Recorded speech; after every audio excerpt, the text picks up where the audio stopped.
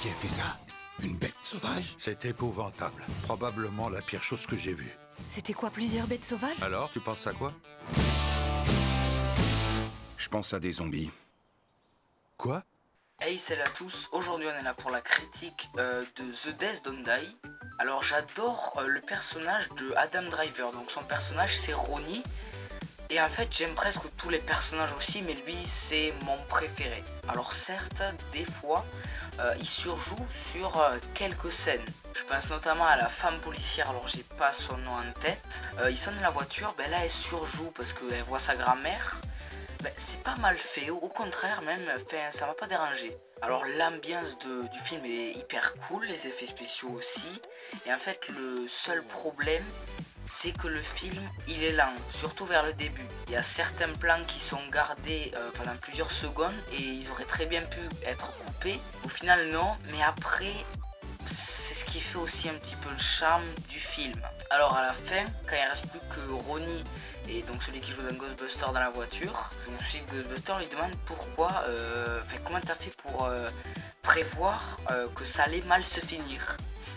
Alors moi je me suis dit ok, il y a un coup monté et tout, et qu'est-ce qu'il dit? J'ai lu le script. Alors ça brise le quatrième mur mais de façon assez subtile. Mais juste après en parlant de script, ben, tu sais pas pourquoi.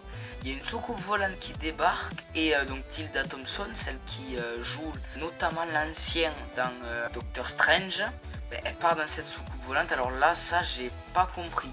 Et aussi on a une petite référence parce que Adam Driver a un porte-clés Star Wars et du coup ça fait référence à son rôle très contesté de Kylo Ren dans Star Wars. Et en parlant de référence, dans le film il y a des musiques The Death Don't Die. Sur le coup je me suis dit, est-ce que ce film serait un peu un remake d'un autre film et donc la musique qu'ils écoutent, est-ce que ce serait pas la BO de ce premier film? Au final je pense pas. Je pense du coup vu que c'est Speedburn Simpson, un truc comme ça qui a fait ces chansons. Mais ça, à mon avis, c'est juste que ça a le même nom que le film et il a voulu le mettre dedans. Et donc malgré que le film n'ait pas beaucoup de points positifs, voire pas du tout, ben, je lui ai mis la note de 9 sur 10. Parce que vu que encore une fois il est un petit peu lent, je me suis un peu ennuyé. Du coup, ben, je vous dis à bientôt.